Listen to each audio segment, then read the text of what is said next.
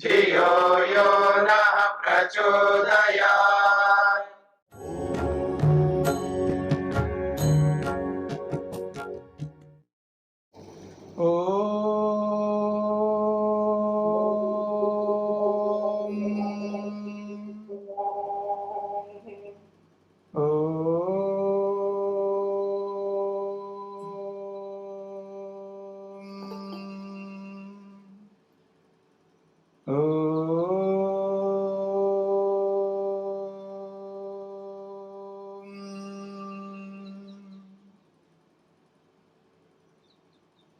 हाँ जी, मुंडकोपनिषद के अंतर्गत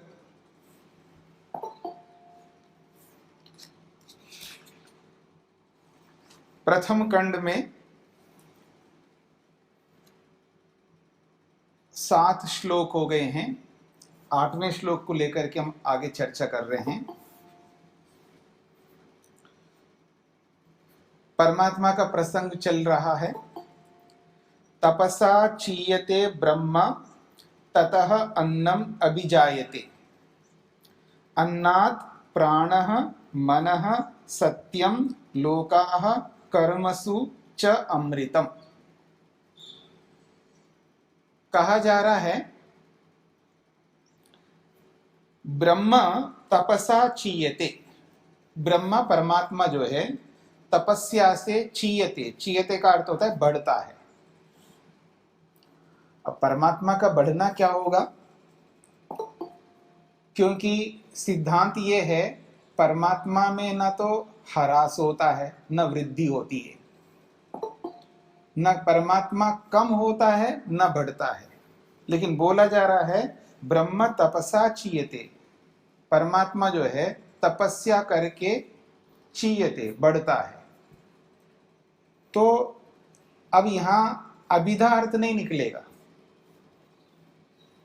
अभिधा का अर्थ होता है जो वाक्य जो शब्द जिस अर्थ को कहता है वही अर्थ लेना है।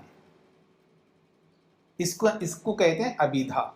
जैसे राम गांव जाता है तो राम राम करता है, ग्रामम ये कर्म है, गच्छति ये क्रिया है, तो राम गांव जाता है। तो जैसा लिखा है वैसा ही अर्थ लेना है। इसी का नाम है अभिधा। और लक्षणा होता है राम गंगा पर रहता है, ये लक्षणा है। ये अभिधा अर्थ लेंगे तो अर्थ होगा राम जो है बहती हुई गंगा पर रहता है। राम बहती हुई गंगा पर रहता है, तो ऐसा तो अर्थ नहीं निकल सकता। इसी को लक्षणा कहते हैं। अब इसको अर्थ बदलना होगा। राम गंगा के किनारे पे रहता है। राम गंगा के किनारे पे रहता है, गंगा के पास रहता है। तो कुछ ना कुछ ऐसा अर्थ आपको बदलना पड़ता है। इसी का नाम है लक्षणा। तो वाक्य जो बोलता है ये देखना पड़ता है अर्थ करने वालों को कि यहां अभिधा अर्थ में है, लक्षणा अर्थ में है या व्यंजना अर्थ में। तो अब यहां अभिधा अर्थ लेंगे तो सिद्धांत के विरुद्ध आएगा। जो कॉन्सेप्ट है, सिद्धांत है, परमात्मा में ना वृद्धि होती है ना ह्रास होता है, ना वो घटता है ना बढ़ता है। लेकिन शब्द ये कह रहा है परमात्मा बढ़ता है। अब इसमें लक्षणा अर्थ करनी है कि परमात्मा बढ़ता है का मतलब है परमात्मा जिन वस्तुओं को बनाया है परमात्मा ने वो वस्तुएं बढ़ती हैं, ऐसा अर्थ आपको लेना है। तो तपसा ब्रह्म क्षीयते। तपस्या करके परमात्मा वृद्धि को प्राप्त होता है, अर्थात परमात्मा ने तप किया है। जब कभी भी सृष्टि की उत्पत्ति की प्रक्रिया चलेगी, आपने कठोपनिषद में भी पढ़ी, प्रश्नोपनिषद में और जगह पर, जैसे ही निर्माण की प्रक्रिया आती है वहां तपस्या जरूर आती है। तप का अर्थ होता है सामर्थ्य। जब कोई भी व्यक्ति किसी का भी निर्माण करता है तो वहां उसका सामर्थ्य काम आता है, उसकी शक्ति, उसका बल, उसका ज्ञान विज्ञान, उसके पास जो भी गुण हैं, उसकी जो भी विशेषताएं हैं, उसकी जो भी योग्यता है वही काम आती है उस वस्तु को बनाने में।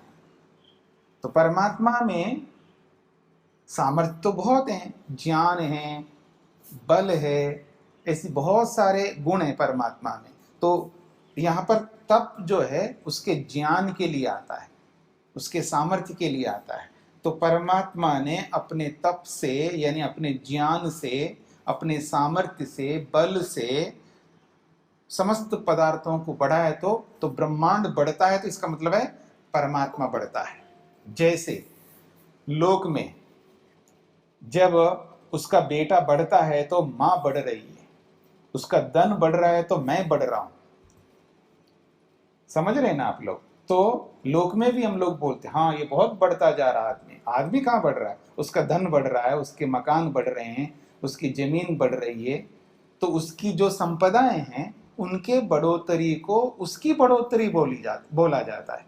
ठीक इसी प्रकार से यहाँ पर है कि परमात्मा बढ़ता है, अर्थात परमात्मा ने जिस सृष्टि को उत्पन्न किया वो बढ़ रही है सृष्टि। तो कहा है ब्रह्म तपस्या से बढ़ता है, ततः अन्नम अभिजायते। अब ये जो वृद्धि है, बढ़ना है, तथा का मतलब उस बढ़ोतरी से क्या उत्पन्न होता है? तो कहा अन्नम अभिजायते, अन्न उत्पन्न होता है। तो ये वो प्रक्रिया बताई जा रही है। सृष्टि की जब उत्पत्ति करते हैं परमात्मा तो महतत्व बनाता है, अहंकार बनाता है, फिर इंद्रियां, मन, तन्मात्राएं, फिर पंचमाभूत, फिर पंचमाभूतों से सूर्य, चंद्र, नक्षत्र, वृक्ष, वनस्पतियां, नदी, नाले सब बना बना करके सब बना दिया। फिर मनुष्यों को भी बना दिया, सब बना दिया। तो अब मनुष्यों को बना दिया तो मनुष्य जैसे ही बाहर आएगा तो उसको क्या चाहिए? अन्न चाहिए, खाने को चाहिए। जैसे बच्चा गर्भ से बाहर निकलता है तो रोता है, फिर रोता है तो उसको क्या करते हैं? उसको कुछ खिलाते हैं, पिलाते हैं, मतलब दूध देते हैं उसको। माँ दूध पिलाती है तो उसको भूख लगती है, अन्न चाहिए उसको। तो यही कहना चाह रहे हैं, जब परमात्मा बढ़ता है का मतलब है पूरे सृष्टि बढ़कर के तैयार हो गई और अंत में हम सबके लिए या सब प्राणियों के लिए अन्न चाहिए। तो अंत में वो अन्नम अभिजायते, अन्न उत्पन्न होता है। ये बात कही। अन्नात्, अब अन्नात् का मतलब अन्न से, प्राण, अन्न से प्राण उत्पन्न होता है। सीधा सीधा तो ये अर्थ निकलता है, इसका ये अर्थ नहीं है कि अन्न से प्राण उत्पन्न होता है, यानी अन्न से प्राण को शक्ति मिलती है, अन्न से मन को शक्ति मिलती है। तो इसलिए कहा अन्नात् प्राणः मनः सत्यम लोका कर्मसु च अमृतम। तो कहते हैं प्राण से यानी अन्न से प्राण को बल मिल रहा है। प्राण तब काम करते हैं जब उसको पीछे फ्यूल मिले, उसको अन्न मिले। जैसे गाड़ी में आप पेट्रोल डीजल जो भी डालते हैं उसी से गाड़ी आगे बढ़ेगी। तो ऐसे ही प्राण तब तक काम करते रहेंगे जब आप पीछे से अन्न देते रहेंगे। अब मेरी ओर देखिएगा, अब एक आदमी है, उसको आप अन्न पान सब बंद कर दीजिएगा तो उसके प्राण जो है ना डगमगा जाएंगे, ढंग से प्राण नहीं ले पाएगा वो। ढंग से उसके प्राण, अपान, व्यान, उदान, समान ये सब काम करना जो है ना उसमें कमी आ जाएगी और मन भी काम नहीं कर पाएगा, बेचैन सा रहता आदमी। तो इसलिए अन्न से प्राण को शक्ति मिल रही है, मन को शक्ति मिल रही है। और जब अन्न है तभी आप सत्याचरण करेंगे, अन्न नहीं है तो आप सत्याचरण भी नहीं कर पाओगे। लोकाहा, लोक का मतलब प्राणी। ये प्राणी जो है ना तभी जीवित रहेंगे जब अन्न होगा। कर्मसु, ये सब होने के बाद में कर्मसु, सारे के सारे कर्म जो है ठीक व्यवस्थित रूप से होते रहेंगे। अब उन कर्मों में ही कर्मसु च अमृतम, उन्हीं कर्मों में अमृत स्थित है। जो हमें अमृत चाहिए, किसको चाहिए अमृत? तो सभी हाथ खड़ा कर सकते हैं। इच्छा किसके अंदर नहीं? अमृत कौन नहीं चाहता है? तो इस अमृत के लिए क्या करना होगा? कर्म करने होंगे। तो इसलिए कहा कर्मसु च अमृतम, और जोड़ लेना प्रतिष्ठितम, कर्मों में ही अमृत प्रतिष्ठित है। अर्थात जैसे ही हम कर्म करने लग जाएंगे, वो भी वैसे कर्म जो अमृत को प्राप्त कराने वाले कर्म, वो कर्म अगर हमने प्राप्त कर लिया है तो अमृत हमको निश्चित रूप से मिलेगा। अमृत का मतलब मोक्ष, मुक्ति, ईश्वरीय आनंद, ये है अमृत। ये कर्मों में ही प्रतिष्ठित है, कर्म ही दिलाएंगे। इसलिए मैं अक्सर एक बात कहा करता हूं, आपने सुना होगा कई बार मेरे से, फिर बोल देता हूं, ये सो जितना भी हमारा ज्ञान है ना, हमने जो पढ़ा है, उपनिषदों से भी आप पढ़ रहे हैं, और शास्त्र, अपने अपने विषय के आप बहुत बड़े विशेषज्ञ हैं, अपने अपने विषयों के आप एक्सपर्ट्स हैं, अलग अलग विद्याएं आपने प्राप्त की है, बहुत सारी विद्याएं आपके पास में, ये सारा का सारा ज्ञान हमारा जो है वो सब धरा का धरा रह जाएगा, और हमने जो भी भक्ति की वो भी धरी की धरी रह जाएगी। यदि हमने कर्म नहीं किए, ऐसे कर्म जिन कर्मों से अमृत मिले, ऐसे कर्म हमने नहीं किए, तो समझ लेना हमारा सारा ज्ञान विज्ञान खोपड़ी में जो भर रखा है ना हमने बहुत कुछ, वो सब धरा का धरा रह जाएगा, वो ज्ञान कोई काम का नहीं है। आप कितना जानकार है, मैं कितना जानकार हूं, कोई मतलब का नहीं रहेगा, सब वेस्ट है। और आप कितनी भक्ति करते हैं और मैंने कितनी भक्ति किया या कर रहा हूं, सब धरी की धरी रह जाएगा। हमारी भक्ति, ज्ञान, हमारी भक्ति सब व्यर्थ हो जाएंगे यदि हमने यथोचित यथार्थ कर्म नहीं किए। इसलिए कर्म बहुत प्रमुख है। इसलिए बोला जा रहा है कर्मसु च अमृतम, कर्मों में ही अमृत प्रतिष्ठित है। तो ऐसे हमें कर्म करने होंगे, जिन कर्मों को करने से हमको अमृत मिलेगा। तो आगे बढ़ते हैं, ये खंड पूरा हो गया है, अब द्वितीय खंड प्रारंभ हो रहा है। ये जो बोला गया है ना, तप से ब्रह्म बढ़ता है, अब उस तप को समझाने का प्रयत्न कर रहे हैं।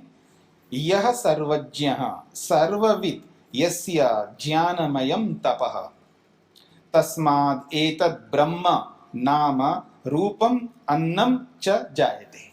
बहुत अच्छी बात की। यह सर्वज्ञ, जो परमात्मा जो है वो कैसा है, वो सर्वज्ञ है, सब जानता है। ऐसा कुछ है ही नहीं है जो नहीं जानता हो। परमात्मा सब जानता है।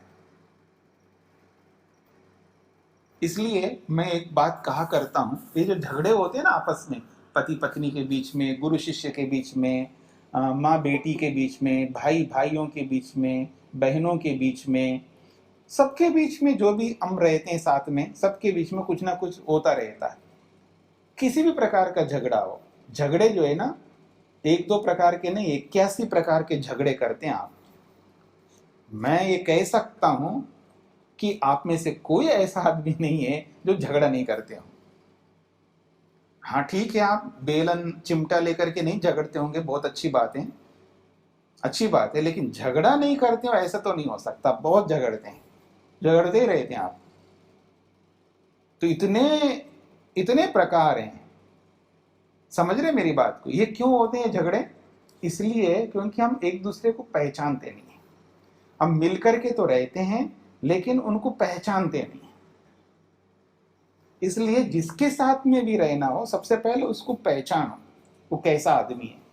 चाहे पति हो, पत्नी हो, सास हो, बहू हो, गुरु हो, शिष्य हो, भाई हो, बहन हो, देवर हो, देवरानी, कोई भी हो, पहचान लो सामने वाले को, कौन है, कैसे हैं, उसका ज्ञान कैसा है, उसकी भक्ति कैसी है, उसके कर्म कैसे हैं, और उसी के अनुरूप व्यवहार करो तो कोई झगड़ा नहीं होगा।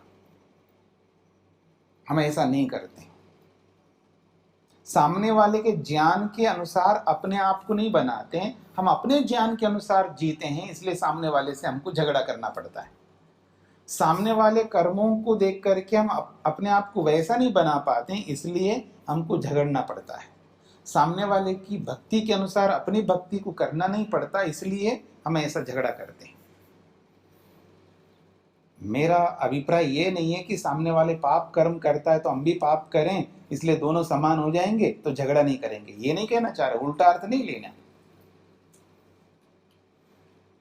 सामने वाला पाप करता है तो आप पुण्य करो तो झगड़ा नहीं होगा, और पुण्य साधारण पुण्य नहीं करना, अच्छा पुण्य करना। तो आत्मवत व्यवहार करो, कोई बात नहीं, बेचारा है, अज्ञानी है। जैसे मेरे को पता नहीं था, पहले मेरे को जानकारी नहीं था तो मैं भी गलत करता था। आज मेरे को जानकारी हो गई इसलिए मैं नहीं करता हूँ गलत। अब इसके पास वो जानकारी नहीं है जो जानकारी मेरे पास में है, इसलिए वो बेचारा, चाहे वो पति हो कोई भी हो, वो गलत करते हैं। कोई बात नहीं, सहन कर लो, साथ में रहना है ना आपको, फिर झगड़ा किस बात को है। नहीं इसने गलत क्यों किया, ऐसा कहते जैसे कि मैं दूध का धुला हुआ हूं, मैं बिल्कुल कोई गलत नहीं करता हूं, ये सामने वाले करते हैं, ऐसा लगता है सामने वाले, इसलिए झगड़ा करता रहता आदमी। दोनों बराबर है, कोई कम कोई ज्यादा, इसलिए शांत रहना सीखो। तो कहा जा रहा है सर्वज्ञ, सब जानता है हमें भगवान, हम क्या करते हैं सब जानता है। फिर कहा सर्वविद, सबको प्राप्त हुआ है। विद का अर्थ होता है जानना भी होता है, विद के बहुत सारे अर्थ होते हैं। विद ज्ञाने, विद विचारने, विद लाभे, तो प्राप्त अर्थ भी है। तो क्योंकि सर्वज्ञ में तो सब जानता है और सर्वविद का अर्थ भी वही करेंगे तो दोनों एक ही जैसे अर्थ होंगे, इसलिए सर्वविद का मतलब है धातु प्रत्यय के अनुसार अर्थ बदल जाता है। तो सर्वविद का मतलब सबको प्राप्त है। ऐसा कोई नहीं कह सकता जी मेरे को भगवान प्राप्त नहीं है इसलिए मैं भगवान को भूल गया हूं, मैं भगवान की भक्ति इसलिए नहीं कर पा रहा हूं, भगवान की पूजा इसलिए नहीं कर पा रहा हूं, मेरे को प्राप्ति ही नहीं है। हाँ जी, आपने तो मेरे को खिलाया नहीं, क्या करूं जी, आप तो आए नहीं तो कैसे खिलाऊंगा, ऐसे बोलते हो ना आप। आपने मेरे को प्रसाद दिया नहीं, सबको दिया, मेरे को नहीं दिया, तो आप आए नहीं मेरे पास, कैसे देता प्रसाद। ये तो हम कह सकते हैं ना ऐसा, पर परमात्मा सबको प्राप्त है। हम में से कोई ये नहीं कह सकता जी क्या करे जी, भगवान मिल नहीं पाए, भगवान के पास मैं नहीं रह पाया, भगवान मेरे से दूर थे इसलिए मैं कुछ कर नहीं पाया भगवान के लिए, ऐसा बिल्कुल नहीं। सर्वविद, सबको प्राप्त है, अब छूट नहीं सकते आप, भगवान सबको प्राप्त है। फिर कहा यस्य ज्ञानमयम तपः, यस्य, जिस परमात्मा का तप क्या है, वो ज्ञानमयम, वो ज्ञान रूप है। उसका तप जो है वो ज्ञान ही है, ज्ञान ही उसका तप है, जानकारी उसका तप है। अब कैसे जानकारी तप है, अब थोड़ा मेरी ओर देखिएगा। आपको मोटी भाषा में बोलूं, कोई माँ है उसको रोटी बनाना है, कौन सी रोटी बनानी है, सादी रोटी बनानी है, पराठा बनाना है, पूड़ा बनाना है या पूड़ी बनाना है, बहुत सारे प्रकार है ना रोटियों के। अब रोटी तो बनानी है, इसमें कोई दो राय नहीं, पर कौन सी रोटी, किस प्रकार की रोटी बनानी है, तवे की रोटी बनानी है या कैसी रोटी बनानी है, इसके लिए आप क्या करोगे, ज्ञान लाओगे सामने। जब निर्माण आप करोगे तो क्या करोगे, मन में क्या लाओगे, ज्ञान, जानकारी लाओगे। इतनी जानकारी है रोटियों की, अलग अलग रोटी अलग अलग प्रकार की, उन ज्ञानों में से एक लाओगे, हाँ आज तो ये रोटी बनाएंगे, वो ज्ञान लाओगे, फिर वो ज्ञान से ही फिर आपके कर्म में प्रवृत्ति होगी। तो इसलिए कहा है जब भी निर्माण करने की प्रक्रिया आएगी तो ईश्वर के विषय में आता है तपसा चीयते, वो तपस्या से। तो वो तप क्या है, तो बताया ज्ञानमयम तपः, वो तप कुछ नहीं, वो ज्ञान ही तप है। मानो ज्ञान को उन्होंने तप के रूप में प्रयोग करके निर्माण की प्रक्रिया प्रारंभ की है, ये कहना चाहते हैं।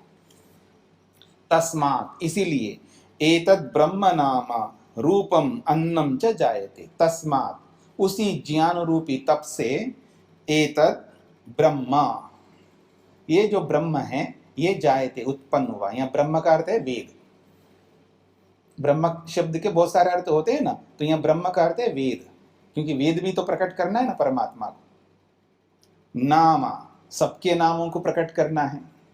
रूपम, सबकी आकृतियां देनी है, आपकी अलग आकृति, पशु की अलग आकृति, पक्षी की अलग आकृति, वृक्ष वनस्पति सबकी आकृतियां देनी है, तो रूपम। फिर अन्नम, सबके अलग अलग अन्नम, सबके अलग अलग है अन्न, आपके अलग है, पशुओं के अलग है, पक्षियों के अलग है, इस तरह का। अन्नम च जायते, ये सब उत्पन्न होते हैं, ये सब प्रकट होते हैं।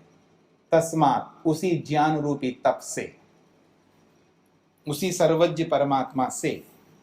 तो कहा जो सर्वज्ञ हैं, सबको प्राप्त है, जिसका तप ही, जिसका ज्ञान ही तप है, ऐसा अर्थ करिए। ज्ञानमयम तप, जिसका ज्ञान ही तप है, जिसका ज्ञान ही तप रूप है।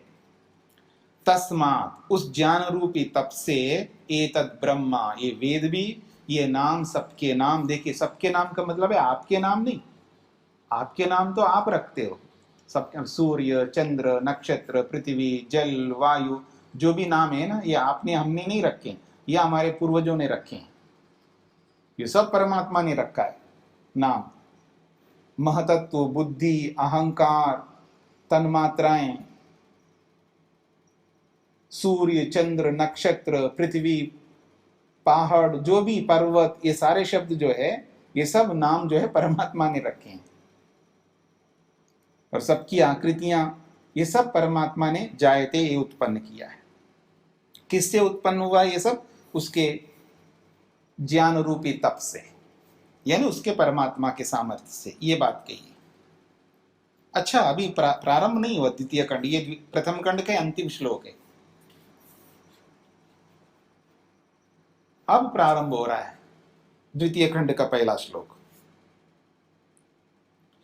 तद एतत् सत्यम मंत्रेषु कर्माणि कवयः यानि अपश्यन् तानि त्रेतायां बहुधा संततानि तानि आचरथः नित्यं सत्यकामाः एषः वः पंथाः सुकृतस्य लोके। तो कहा तद एतत् सत्यम, वह ये जो सत्य है, ये जो यथार्थता है, मंत्रेषु, मंत्रों में विद्यमान है, वेद मंत्रों में यथार्थ सत्य निहित है। कवया, ये जो कवि लोग हैं, जो क्रांतदर्शी, जो बहुत दूर तक देखने वाले, ऋषि लोगों को कवि बोलते हैं।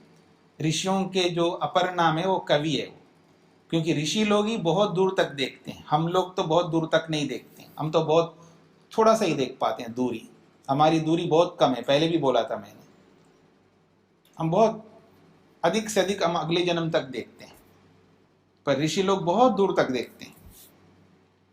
तो कहा जा रहा है कवया, ये कवि लोग जो है, यानी कर्माणि, जितने भी कर्म हैं, कैसे कर्म हैं? मंत्रेषु, जो मंत्रों में विद्यमान है, तानी, उन कर्मों को, अपश्यन, उन्होंने देखा है। और वो जो कर्म हैं, यज्ञों के रूप में भी होंगे वो कर्म, और अलग अलग हमारे आचरणों के रूप में होंगे, अलग अलग कर्मों के रूप में। अलग अलग कर्मों में यज्ञ भी एक कर्म है। तो उन सारे कर्मों को उन्होंने अपश्यन, देखा है मंत्रों में। और तानी, उन समस्त कर्मों को, त्रेतायाम बहुधा संततानि, त्रेता युग में उनको अनेक प्रकार से विस्तार दिया गया है उन कर्मों को। अब ये त्रेता युग बोला है मैंने एक शब्द, ऐसा भी कोई कोई अर्थ कहते हैं त्रेतायाम शब्द से, लेकिन वास्तविक त्रेतायाम का अर्थ है 3 वेदों में संततानि, विस्तार से बताया गया है।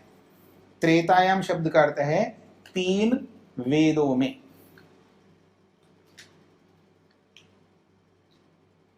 यानी मंत्र वो है ना, मंत्रों में बताया, तो वो मंत्रों में विस्तार किया गया। वो मंत्र कितने प्रकार के बताए? त्रेतायाम, 3 प्रकार के मंत्रों में, यानी ऋग मंत्रों में, यजु मंत्रों में और साम मंत्रों में। 3 प्रकार के ही वेद हैं। ज्ञान की दृष्टि से ऋग्वेद, और कर्म की दृष्टि से सामवेद, और उपासना भक्ति की दृष्टि से सामवेद। अथर्ववेद तो तीनों का सार है। विषयों की दृष्टि से पहले भी मैंने संकेत किया था ना, विषय की दृष्टि से 3 हैं और संख्या की दृष्टि से 4 है। तो त्रेतायाम 3 विषयों में, यानी ज्ञान रूपी ऋग ऋग मंत्रों में, कर्म रूपी यजु मंत्रों में और भक्ति उपासना रूपी साम मंत्रों में बहुधा अनेक प्रकार से संततानि विस्तार से बताया गया है उन सारे कर्मों को। तानि आचरथ, उन कर्मों का आचरण करना है।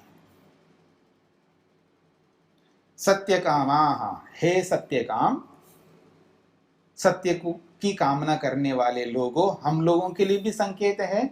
और जो यहाँ पर प्रारंभ किया था ना अंगिरा ऋषि ने, जिस विद्यार्थी को बोल रहे थे, जिस ऋषि को बोल रहे थे, वो कौन ऋषि थे?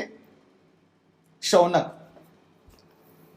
अंगिरा ऋषि शौनक ऋषि को बोल रहे हैं, सत्यकामा, हे सत्य की कामना करने वाले शौनक, तानि आचरथा, उन वेदोक्त कर्मों का आचरण कर। एषः, वह पंथा, एषः, ये जो मार्ग है वेदों का मार्ग, वह तुम्हारे लिए पंथा, मार्ग बनेगा। यही वेद जो है आपके लिए एक सुंदर मार्ग बनाएगा। इन मंत्रों में बताए गए ये ऋक यजु और साम मंत्रों में जो जो कर्म बताए गए हैं, इन कर्मों का आचरण करो। एषः, ये जो वेद है, वह पंथा, वह का मतलब तुम्हारा, पंथा मार्ग है। किसको प्राप्त करने के लिए मार्ग है? सुकृतस्य लोके, सुकृत लोक के लिए, स्वर्ग लोक के लिए। सुकृतस्य लोके का मतलब, लोक का मतलब लोक, और सुकृत का अर्थ होता है पुण्य लोक यानी स्वर्ग लोक। तो स्वर्ग लोक के लिए यही पंथा, यही मार्ग है। एषः पंथा, ये जो मार्ग है, ये तुम्हारा जो ये मार्ग है, जिस वेद मंत्रों में जिन कर्मों को लेकर के बताया गया है, यही मार्ग है सुकृतस्य लोके, पुण्य लोक को, स्वर्ग लोक को प्राप्त करने के लिए एकमात्र मार्ग है।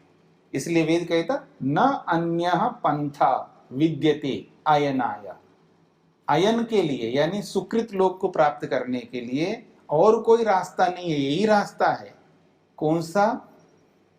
ऋग यजु और साम। इसलिए ऋग यजु साम मंत्रों को हम नहीं छोड़ सकते। वेद को हमने छोड़ दिया है तो समझ लेना पिस जाएंगे। अब मैं आपको एक उदाहरण देता हूं। चक्की समझते हैं ना आप लोग? चक्की पहले कभी चलाए हो आप लोगों ने? चक्की, आटे की चक्की, दाना डालते रहते हैं और उसको घुमाते रहते हैं। तो जहां से डालते हैं ना वो दाना, वो दोनों पार्टों के बीच में आकर के वो पिसती जाती हैं, दाने पिसते जाते हैं। लेकिन आप एक देखेंगे कील होता है, दोनों पत्थरों को जोड़ने वाला वो कील, और कुछ दाने जो है ना कील के साथ इर्द गिर्द घूमते रहते, वो पिसते बिल्कुल नहीं, वो बिल्कुल नहीं पिसेंगे। तो ये जो वेद है वो कील के समान है हमारे लिए, हमारे जीवन में।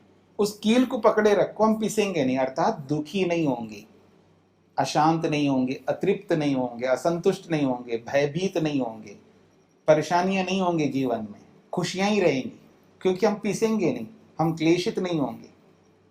इसलिए वेद रूपी कील को पकड़े रखो। तो जो दाने उस चक्की के बीच में कील जो है उसके साथ लगे रहते हैं, वो दाने बिल्कुल नहीं पिसते, बिल्कुल साबुत के साबुत, जैसे आपने डाला वैसे रहेंगे कुछ दाने, बाकी इधर उधर होते ही पिसते जाएंगे। तो इसलिए कहा जा रहा है कि हम पिसे नहीं, एक ही मार्ग है ये, ऋग यजु और साम, इनको लेकर के ही चलना होगा। इसलिए कहा एषः पंथा, यही मार्ग है, वह हे शौनक तुम्हारे लिए, सुकृतस्य लोके, सुकृत लोक को प्राप्त करने के लिए। ये बात अंगिरा ऋषि ने शौनक को बताया। अब इन जो बहुत सारे कर्म बताए ना, इन कर्मों में एक विशिष्ट कर्म है यज्ञ का। यज्ञ तो श्रेष्ठतम कर्म है, तो यज्ञ का एक विशिष्ट कर्म है। यज्ञ अपने आप में बहुत अच्छा कर्म होता है यज्ञ। इन कर्मों से एक यज्ञ, क्योंकि यज्ञ जो होता है ये बहुत उपयोगी है। कुछ लोगों को समझ में नहीं आता, इसलिए यज्ञ को हल्के में ले लेते हैं। यज्ञ की चर्चा आज से मैंने प्रारंभ किया, वो आपको पहुंचेगा बाद में। आज से मैंने यज्ञ की व्याख्या करना प्रारंभ किया है, तो आज आपको कुछ दिन के बाद आपको भी पहुंच जाएगा, वीडियो आपको भी पहुंच जाएगी। तो यज्ञ जो है बहुत महत्वपूर्ण है हमारे जीवन के लिए। संक्षेप से मैं बोल दूं, यज्ञ जो है आत्मा और सृष्टि को समझाने का एक बहुत अच्छा उपाय है। अगर हम परमात्मा को और जीवात्मा को, हम अपने आप को या परमात्मा को या इस ब्रह्मांड को जानना चाहते हैं, उसका एक बहुत बड़ा माध्यम है यज्ञ। यज्ञ जो है आदि दैवक और आध्यात्म, आदि दैविक और आध्यात्म, इन दोनों को समझाने का एक बहुत बड़ा माध्यम है। इसलिए शास्त्रों में इसको नाटक के रूप में प्रस्तुत किया है। एक ऐसी कल्पना की है यज्ञ की, इस यज्ञ के माध्यम से हम सृष्टि को और आत्मा परमात्मा को आसानी से समझ सकते हैं। खैर, इसका विस्तार मैं उस प्रसंग में दे रहा हूं, तो वही आपको पता लग जाएगा। तो आगे कहा जा रहा है, यदा लेलायते,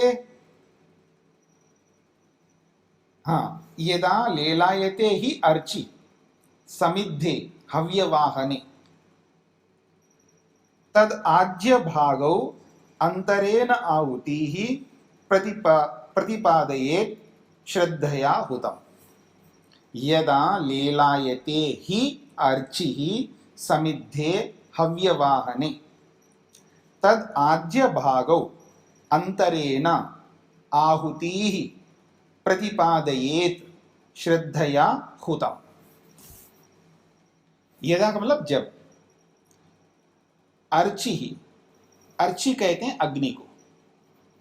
तो यदा जब अर्ची अग्नि, यानी जब यज्ञ करते हैं तो यज्ञ में बहुत अच्छे लपटों के रूप में अग्नि प्रज्वलित होती है, उसकी ओर संकेत किया जा रहा है। यदा अर्ची लेलायते, जब अग्नि जो है लेलायते लपटों के रूप में विस्तृत होती है, फैलती है, ऊपर की ओर बढ़ती है।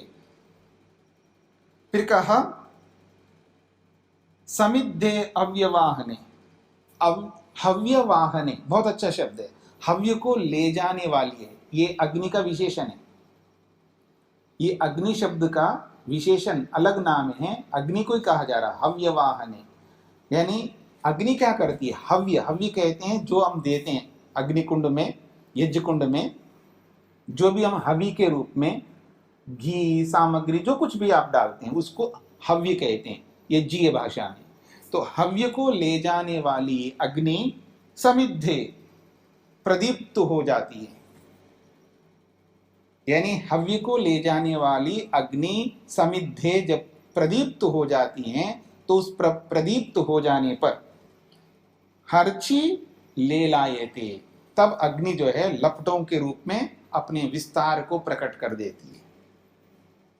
जैसे ही आपने हवि डाला तो उस हवि को ले जाने के लिए अग्नि समिद्धे बहुत अधिक प्रदीप्त हो जाती है। जैसे घी को अग्नि में डालते ही अग्नि जो है बढ़ने लगती है, यह है समिद्धे, और अधिक प्रदीप्त होती है। और जब अधिक प्रदीप्त हो जाती है तो लेलायते, वो लपटों के रूप में फैलती है। तदा, यह तदा, ये तदा आज्य भागो अंतरेण आहुति, आज्य भागो, दो प्रकार की आहुतियां दी जाती है। तब आज्या भाग आहुति कहते हैं उसको। आज्य कहते हैं घी को, आज्य का अर्थ होता है घी। तो दो आहुतियां दी जाती है, प्रमुख दो ही होती हैं, वैसे तो चार देते हैं आप, लेकिन प्रमुख तो दो होती हैं। इसलिए एक आहुति उत्तर दिशा में देते हैं और एक आहुति दक्षिण दिशा में देते हैं। और बीच में जो दो देते हैं वो तो ऐसे दे देते हैं, उन दोनों को पुष्ट करते हैं वो दो आहुतियां, लेकिन मुख्य तो दो देवता है वहां पर, एक उत्तर दिशा वाली देवता, एक दक्षिण दिशा वाला। तो दो देवता है वहां पर, दो देवताओं के लिए वहां आहुति दी जाती है। तो उनको आज्य भागो द्विवचन में है, तदा आज्य भागो कहते हैं अंतरेण आहुति। अंतरेण मतलब दो आज्य भाग आहुतियों के बीच में, अंतरेण, अंतरेण का बीच में फिर दो आहुति देते हैं हम लोग। प्रतिपादयेत, हम दे दें उन आहुतियों को। कैसे दें? श्रद्धया हुतम, श्रद्धा से दें। अब इस पूरे श्लोक को समझने का प्रयत्न करेंगे। यदा, जब, हव्यवाहने, हव्य को, घी सामग्री आदि हव्य को ले जाने के लिए अग्नि समिद्धे जब प्रदीप्त हो जाती है, उसके प्रदीप्त हो जाने पर, ये सप्तमी विभक्ति में, हव्य को ले जाने वाली अग्नि जब हव्य को ले जाते हुए वो समिद्धे प्रदीप्त हो जाने पर, अर्ची ही, ये जो अग्नि है, ले लायते, वो लपटों के रूप में फैलती है। तदा, उस स्थिति में, आज्य भागो, दो आहुतियां दी जाती है, प्रमुख आहुतियां दो देवताओं के लिए।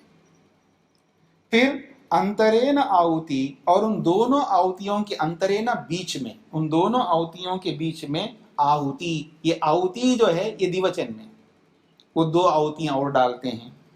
इस तरह प्रतिपादयेत, डालें उन आहुतियों को। कैसे डालें? श्रद्धया, श्रद्धा से डालें। तब जो है हुतम, वास्तव में हमने हवन किया। श्रद्धा से किया है तो किया, और बिना श्रद्धा से ऐसे ही किया ना, जैसे मैंने बोला आपको कल परसों, ऐसे ही फोन में बात करते हुए या इधर उधर ध्यान देते हुए आहुतियां दिए, इसका मतलब है हमने आहुति दी नहीं, खाना पूर्ति के लिए किए। तो कहा श्रद्धया हुतम, तब हमने श्रद्धा से आहुति दी है, श्रद्धा से हवन किया, श्रद्धा से यज्ञ किया, ऐसा माना जाएगा, ये कहना चाहते हैं। अब आगे बढ़ते हैं। यस्य अग्निहोत्रम अदर्शम अपौर्णमासम अचातुर्मास्यम अनाग्रायणम अतिथिवर्जितम च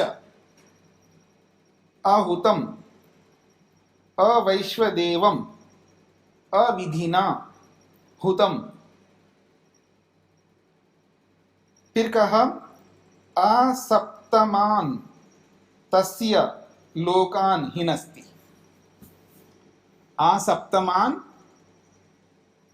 अस्य लोकान हिनस्ति, ये बात कही जा रही है, अगर हमने इसके बिना इसके बिना इसके बिना ऐसा ऐसे ही आहुतियां दे दिए तो हमारे 7 पुस्तियां जो बोलते हैं ना आप लोग, तो 7 लोगों से 7 लोगों में हमको दुख ही दुख मिलेगा, ये कहना चाह रहे हैं। अब थोड़ा समझने का प्रयत्न करेंगे। यस्य अग्निहोत्रम, जिस व्यक्ति का जो अग्निहोत्र है, अग्निहोत्र जो शब्द है ये बहुत विशिष्ट शब्द है। अग्निहोत्र, अग्निहोत्र ऐसा नहीं होता है जैसे आजकल किया जाता है। अग्निहोत्री बन करके जब अग्निहोत्र किया जाता है उसकी चर्चा हो रही है, केवल अग्निहोत्र नहीं, अग्निहोत्री बन करके अग्निहोत्र करना। मेरी बात को समझने का प्रयत्न करना अच्छी तरह। अग्निहोत्री शब्द तो सुना ही होगा आपने। अग्निहोत्री उसको कहते हैं जो व्यक्ति दोनों समय ब्रह्मयज्ञ करता है। ब्रह्मयज्ञ कहते हैं संध्या को, प्रातः सायं दोनों समय ब्रह्मयज्ञ करता है, प्रातः सायं दोनों समय देवयज्ञ करता है। 2 यज्ञ हो गए। और प्रातः और सायं दोनों समय बलिवैश्व देव यज्ञ करता है, प्रातः सायं दोनों समय पितृयज्ञ करता है, सेवा करता है माता पिता का, जो भी हमारे पास में बुजुर्ग है, और दोनों समय अतिथि यज्ञ करता है। तो 5 यज्ञ हो गए ना, प्रतिदिन करना है, 5 यज्ञ प्रतिदिन करना है। फिर अमावास्या आ जाए तो दर्शेष्टि, एक बहुत बड़ा यज्ञ होता है, दर्शेष्टि कहते हैं उसको, वो करना है। पूर्णिमा है तो पूर्णमासेष्टि, वो करना होता है। ऐसे अनवरत निरंतर बिना नागे के वो जो करता रहता है, तब वो बनता है अग्निहोत्री। उसको एक उपाधि मिलती है, ये अग्निहोत्री है। 5 यज्ञ प्रतिदिन करना, और दर्शेष्टि पूर्णमासेष्टि हर 15 दिन में करना है। जब दर्शेष्टि पूर्णमासेष्टि करता है तो 16 ऋत्विक आएंगे, 16 ऋत्विक आपके यहाँ वो यज्ञ कराने के लिए हर 15 दिन में। तो इस तरह का जब वो करता है तब वो बनता है अग्निहोत्री। उस अग्निहोत्र को लेकर के बोला जा रहा है यस्या अग्निहोत्रम, जिसका जो अग्निहोत्र है, जो वो करता है। ऐसे अग्निहोत्र नहीं करना। साथ में कहा है अदर्शम, अदर्शम कब है, दर्शेष्टि के बिना अग्निहोत्र करे। वो अग्निहोत्र तो कर रहा है लेकिन बिना दर्शेष्टि के कर रहा है। दर्शेष्टि का मतलब है पूर्णमास के दिन, पूर्णमासेष्टि जो बोलते हैं ना उसको, जो आजकल लोग आप करते हैं ना वो नहीं है, ये बहुत व्यापक होता है। बोला ना 16 ऋत्विक आकर के करवाते हैं, 16 पंडित लोग आकर के करवाते हैं उसको हर 15 दिन में। तो कहने कहा जा रहा है ऐसा अग्निहोत्र है जिस अग्निहोत्र के पीछे दर्शेष्टि किए बिना अग्निहोत्र कर रहा है। फिर कहा अपौर्णम, पूर्णिमा आते ही फिर 16 ऋत्विक बुला करके पूर्णमासेष्टि करवाना पड़ता है। तो अपौर्णम अग्निहोत्रम, बिना पूर्णमासेष्टि किए अग्निहोत्र जो व्यक्ति करता है। फिर उसके बाद कहा है अचातुर्मास्यम, ये चातुर्मास्यष्टि होती है। चातुर्मास्यष्टि उसको कहते हैं, हमारी ऋतुएं है ना, 6 ऋतुएं, 6 ऋतुओं के बीच में जो संधि काल आता है ना, संधि काल में बीमार पड़ जाते हैं, शरीर स्वस्थ नहीं रहता है, शरीर में कुछ ना कुछ कमियां आती हैं। इन सब कमियों को दूर करने के लिए हर ऋतुओं की संधियों में चातुर्मास्यष्टि एक करनी पड़ती है। तो बिना चातुर्मास्यष्टि किए बिना अग्निहोत्र जो करता है। फिर कहा अनाग्रायण्यम, आग्रायणी इष्टि होती है। आग्रायण इष्टि होती है जब नवान्न आता है ना, नवान्नेष्टि कहते हैं उसको। नूतन अन्न जब आता है तब भी एक इष्टि यज्ञ करना पड़ता है। बिना उस नवान्नेष्टि किए अग्निहोत्र जो करता है। फिर कहा अतिथि वर्जितम च, अंत में कहा अतिथि यज्ञ किए बिना अग्निहोत्र करता है। फिर कहा आहुतम अवैश्वदेवम, वैश्वदेव यज्ञ का मतलब बलि वैश्वदेव यज्ञ, बिना बलि वैश्वदेव यज्ञ के ही हुतम अग्निहोत्र करता है। अच्छा, एक और विशेष बात कही जा रही है जो मैं बार बार आप लोगों को बोलता हूं। कहते हैं अविधिना हुतम, अविधिना हुतम, बिना विधि के यज्ञ करता है, विधि पूर्वक नहीं कर रहा, ऐसे खाना पूर्ति के लिए बस करता है। अविधिना हुतम, बिना विधि के अग्निहोत्र करता है।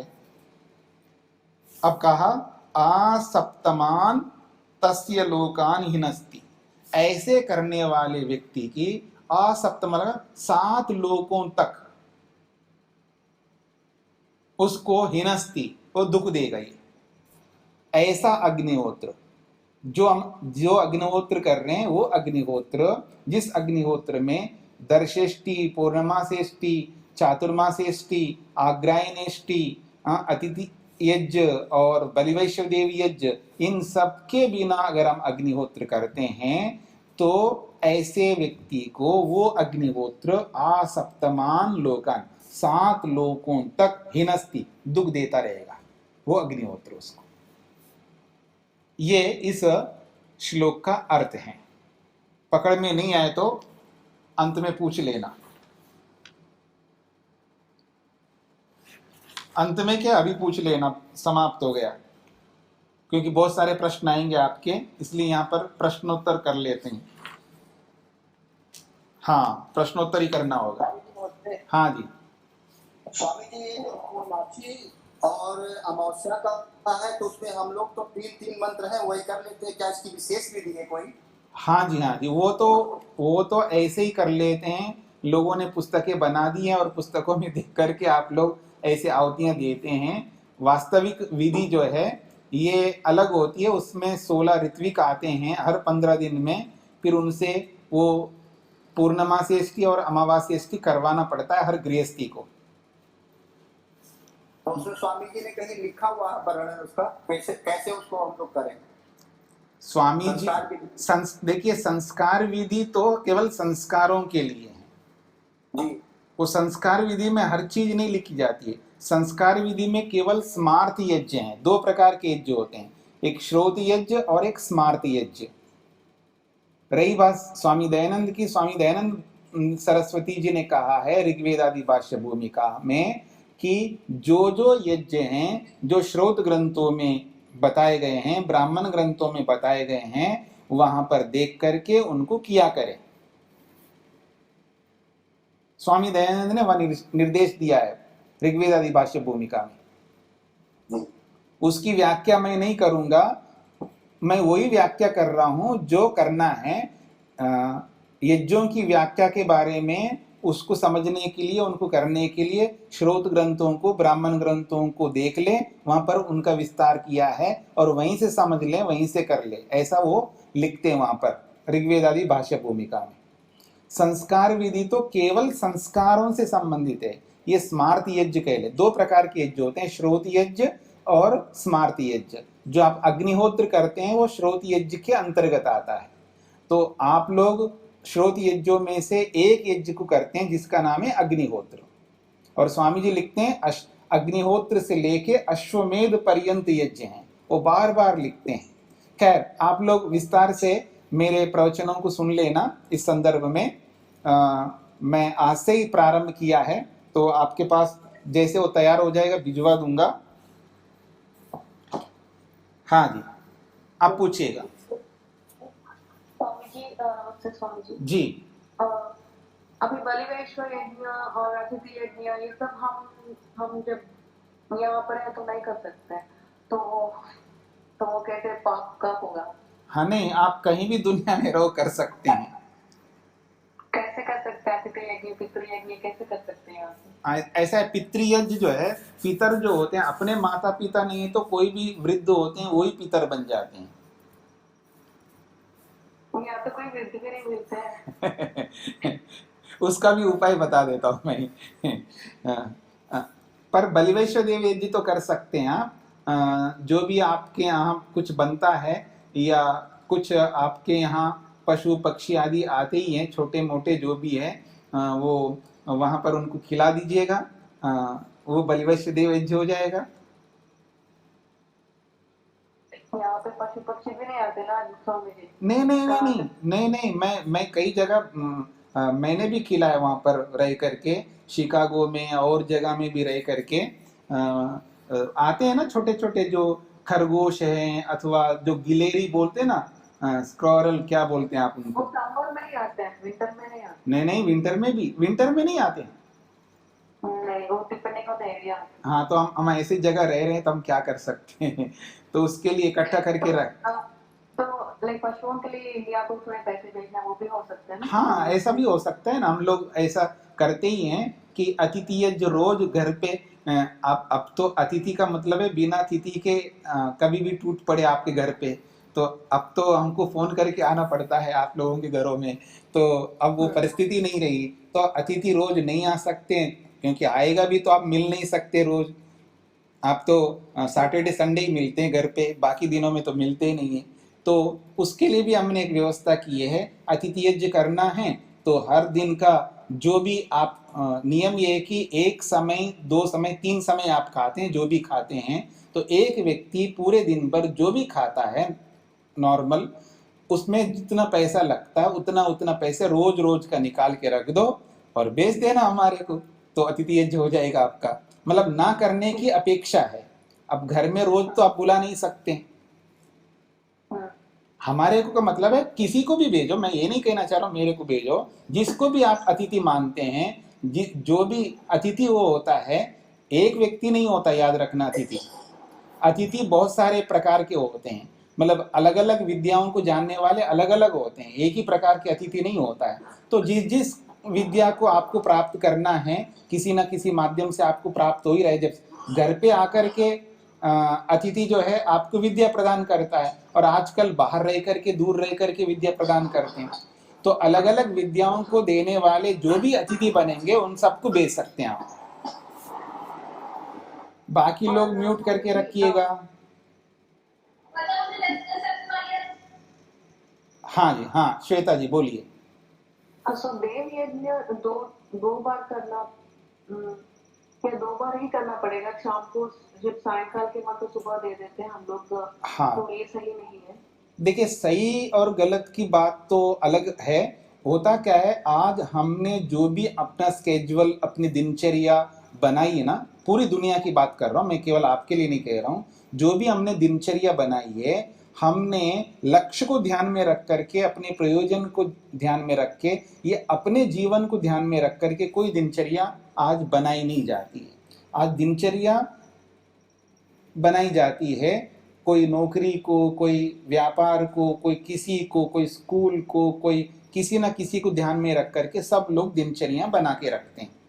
अब हम मजबूर हैं, जहाँ पर हमारे हाथ में नहीं है उसमें तो हम मजबूर होकर के हमको आगे पीछे कुछ ना कुछ करना होता है। जहाँ हमारे हाथ में है वहाँ पर अपने आप को ऐसी दिनचर्या बनानी चाहिए जहाँ दोनों समय कर सकते हैं। आप तो जॉब करते हैं, आप तो मजबूर हैं, आप दूसरे के आश्रित हैं, तो ऐसी स्थिति में अब ना करने की अपेक्षा आप एक ही समय में दोनों समय का कर रहे हैं तो कोई दिक्कत नहीं है। लेकिन मजबूर नहीं है कोई व्यक्ति, वो भी ऐसे ही करें तो मैं उनको यही सलाह दूंगा, एक काम करिए, दोनों समय का भोजन एक ही समय रोज करो। कर सकता है कोई? मतलब आप कहीं बाहर जा रहे हैं जी, अब बीच बीच में नहीं खाना पड़े, थोड़ा एक बार थोड़ा सा ज़्यादा खा लेते हैं तो रात तक छुट्टी हो जाएगी, तो कभी कर लोगे किसी प्रयोजन को ध्यान में रख करके। लेकिन रोज आप रूटीन में रोज दोनों समय का भोजन एक समय नहीं कर सकते हो ना। तो आपके लिए तो मजबूरी है, आप जॉब कर रहे हैं और वो जॉब आपके हाथ में नहीं है, उनके अनुसार आपको चलना है, इसलिए आप कर लीजिएगा, कोई बात नहीं, वो आपके लिए मजबूरी है। लेकिन जिसके लिए ऐसी मजबूरी नहीं है तो फिर उसको दोनों समय कर लेना चाहिए। मुझे एक और क्वेश्चन है जी। जो अग्निहोत्र हम करते हैं तो सुबह लाइक सनराइज और सनसेट टाइम में करते हैं ना जी। तो अगर ऐसा नहीं हुआ कि कभी कभी नहीं बहुत बार कि सनराइज टाइम में हम नहीं कर सकते कि अभी कक्षा में है, अभी वो सनराइज टाइम अभी हो रहा है, तो हम लोग 2-3 घंटे के बाद करें तो हाँ, आपके प्रश्न को मैंने समझ लिया। आपका प्रश्न है, सबको समझ में आ जाए, अग्निहोत्र कब करना चाहिए, इनका एक प्रश्न है। तो उसका समाधान 3 है। सूर्योदय से पहले भी कर सकते हैं, सूर्योदय होते समय भी कर सकते हैं, और सूर्योदय के बाद में भी कर सकते हैं। 3 समय हैं, सूर्योदय से पहले, सूर्योदय होते हुए, या सूर्योदय के बाद में। 3 प्रकार का समय है। इन तीनों में से जो आपको अनुकूल लगता है ये आपके हाथ में, एक समय चुन लो। सूर्योदय से पहले करना चाहते हो तो पहले कर सकते हैं, सूर्योदय के समय करना चाहते हैं तो उस समय कर सकते हैं, और सूर्योदय के बाद में करना चाहते हैं उसके बाद में भी कर सकते हैं। तीनों नियमों में से कोई एक आपको नियम लेकर के चलना है। ठीक इसी प्रकार सूर्यास्त के बाद में, सूर्यास्त होते समय, या सूर्यास्त से पहले, ऐसे ही जैसे प्रातःकाल का वैसे सायंकाल का, ऐसे 3 नियम है शास्त्र में, तो कोई भी आप कर सकते हो, उसमें कोई दिक्कत नहीं है। तो सूर्यास्त के बाद कितने घंटे तक कर सकते? वो उसमें कोई ऐसा नहीं बताया सूर्यास्त के बाद में या सूर्योदय के बाद में, यहीं तक कर सकते हैं, कभी भी कर सकते हैं। आपकी अनुकूलता से एक टाइम आपने निश्चित किया, मेरे को सूर्योदय के बाद 10 बजे अनुकूलता है, मेरे अपनी दिनचर्या के अनुसार। मेरे का मतलब है जो आप पराश्रित है उसकी बात कर रहा हूँ मैं। कोई आलसी बन करके आराम से उठे 9-10 बजे फिर 12 बजे हवन करे, उसकी बात नहीं कर रहा हूँ। जो व्यक्ति पराश्रित है उसकी बात कर रहा हूँ कि आपको पराश्रित है तो आपको 10 बजे टाइम मिल रहा है तो आप 10 बजे कर लीजिएगा। अब पराश्रित है, आपको 12 बजे टाइम मिल रहा है तो 12 बजे करिएगा, कोई आपत्ति नहीं है। क्योंकि वो सूर्योदय के बाद का मतलब है वो सूर्यास्त होने से पहले, सायंकाल आने से पहले कोई भी एक समय आपने निश्चित कर लिया है। ठीक है जी। और किसी का प्रश्न? अब पूछ लो, टाइम है आपके पास में, जब टाइम नहीं होता तब पूछते रहते हैं। स्वामी जी नमस्ते। हाँ जी नमस्ते।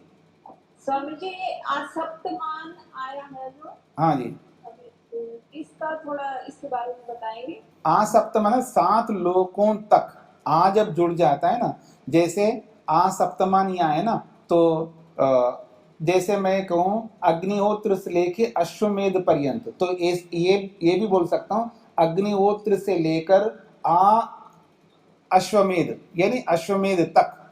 तो ये जब जुड़ता है ना तो वो इस तरह अर्थ निकलता है, तक अर्थ निकलता है। स्वामी जी ये 7 चीजें मतलब 7 क्या चीज, कौन कौन सी 7 चीजों को ठीक नहीं, 7 लोक का मतलब है 7 जन्मों तक, यूं समझ लीजिएगा आप। हाँ, धन्यवाद। 7 जन्मों तक आपको पीछा नहीं छोड़ेगा, वो आपको दुख देता रहेगा क्योंकि आपने ऐसा ऐसा किया है, ये कहना चाहते हैं। धन्यवाद स्वामी जी। जी स्वामी जी, हाँ जी। क्या ऐसा कहते हैं सूर्यास्त के बाद हवन नहीं करना चाहिए?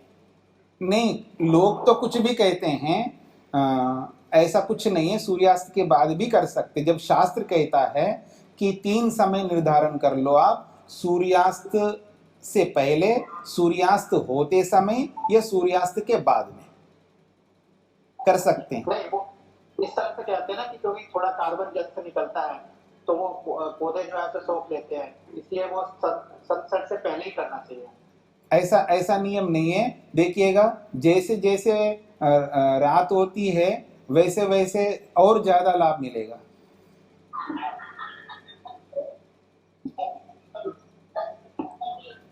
स्वामी जी पितृयज्ञ का उपाय भी बता दीजिए कैसे करें? पितृयज्ञ का उपाय है, अगर आपके माता पिता या सास ससुर, माता पिता तो आप दूसरे के घर पे हैं, तो आपके सास ससुर यदि आपके पास में नहीं है और कोई बुजुर्ग है आसपास में, उनको हेल्प कर सकते हैं। आसपास में भी नहीं है तो कहीं भी दूर है वहां पर भी हेल्प कर सकते हैं। आपके अपने नहीं है तो दूसरे के भी होते हैं ना, क्योंकि यहाँ पर मानवीयता देखी जाती है। वेद में अपना और पराया नहीं देखा जाता है। आपका बेटा भी बदल सकता है, आपकी बेटी भी बदल सकती है, याद रखना। क्योंकि जैसे विद्या पूरी हो जाती है, यदि आपका वर्ण तो वैश्य का है लेकिन आपका बेटा बेटी जो है पढ़ लिख करके ब्राह्मण बन गए, तो आपके घर पे रह ही नहीं सकते हो। वो उसी घर में जाएंगे जिस घर में ब्राह्मण होंगे, क्योंकि विचार नहीं मिलेंगे, एक पूरब एक पश्चिम हो जाएंगे। तो इसलिए बेटा बेटी सब बदलते हैं प्राचीन परंपरा में। वर्ण जब वर्ण दिए जाते हैं तो जैसे जैसे उनको वर्ण दिए जाएंगे, वो वर्णों के अनुसार ही वैसे ही उनको अपनाया जाता है, उसी तरह जिया जाता है। इसलिए कोई दिक्कत नहीं है। अपने नहीं है तो पराये दूसरे जो भी होंगे उनकी सेवा करेंगे, पुण्य वैसा ही मिलेगा जैसे अपने लोगों के लिए मिलता है, और बल्कि ज्यादा पुण्य मिलेगा पराये को करेंगे आप तो। क्योंकि जितना जी, ये आप अभी बता रहे थे कि जैसे जैसे रात्रि बढ़ती है वैसे उसका अधिक लाभ होता है, इसका वो कैसे? अब ये विज्ञान की दृष्टि से आप देखिएगा, जब पर्यावरण जितना ज्यादा अशुद्ध होगा ना, उस समय अशुद्ध पर्यावरण जब ज्यादा है तब अग्निहोत्र करो तो ज्यादा लाभ मिलेगा ना। प्रातःकाल पर्यावरण इतना अशुद्ध नहीं होता है तो प्रातःकाल करेंगे तब भी लाभ होगा, लेकिन जब पर्यावरण अशुद्ध यानी अशुद्ध, जितना अशुद्धि अधिक बढ़ रही है उतना ही आप अग्निहोत्र करेंगे उतना अधिक लाभ मिलेगा ना आपको। इस दृष्टि से बोल रहा हूँ, पर्यावरण की दृष्टि से बोल रहा हूँ मैं। जी धन्यवाद जी हाँ जी हाँ जी स्वामी जी, जैसे आज ना दिल्ली में पॉल्यूशन बढ़ना शुरू हो गया, जी जी, तो अब इस पॉल्यूशन के लिए हम कुछ और नहीं कर सकते, तो हवन से कैसे करेंगे? क्योंकि थोड़ा बाहर का तो नहीं, घर का ही सुधर गया। हाँ तो आप हवन जो भी आप करेंगे घी से हवन करिएगा। हाँ जी, हाँ, क्योंकि ये सामग्री जो है ना, ये सामग्री वास्तव में सामग्री ऐसा होती नहीं है। जितने भी लोग सामग्री का प्रयोग करते हैं वो सामग्री है ही नहीं है ना। स्वामी दयानंद ने ऐसा लिखा है, पर लोगों ने परंपरा से प्रारंभ करते हैं। आप शुद्ध घी से उसमें अगर आपको डालना है तो केसर डालिएगा, जायफल, जावित्री, कुछ ऐसी चीज डालिएगा घी में, और फिर उस घी से आहुति दे दिए घर में। घर तो कम से कम शुद्ध रहेगा, घर का जलवायु जो है वो ज्यादा शुद्ध हो जाएंगे उस अग्निहोत्र से, पर धुआं नहीं करना है। चतुष्टमास चातुर्मास यष्टि ये पूछना चाहते हैं? हाँ, चातुर्मास यष्टि उसको कहते हैं 6 ऋतुओं के संधि कालों में इस यज्ञ को किया जाता है।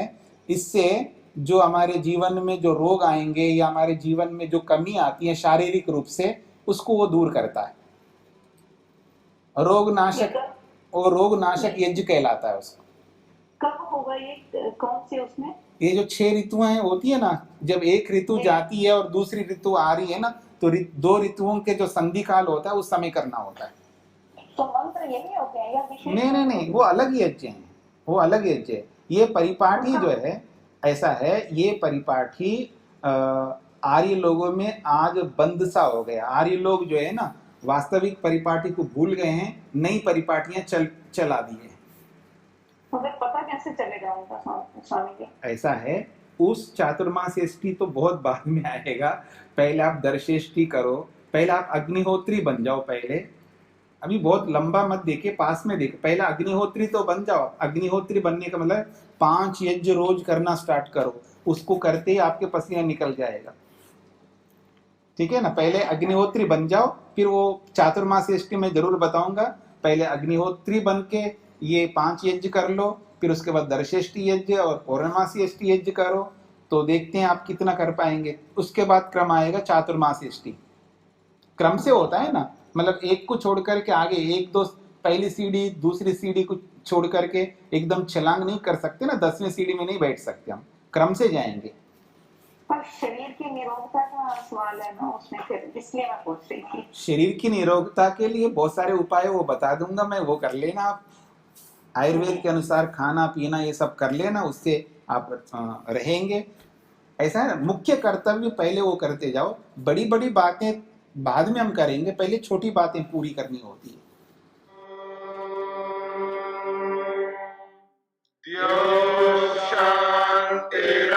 शांतिरंतरिक्षं शांति पृथिवी शांतिरापः शांतिरोषधयः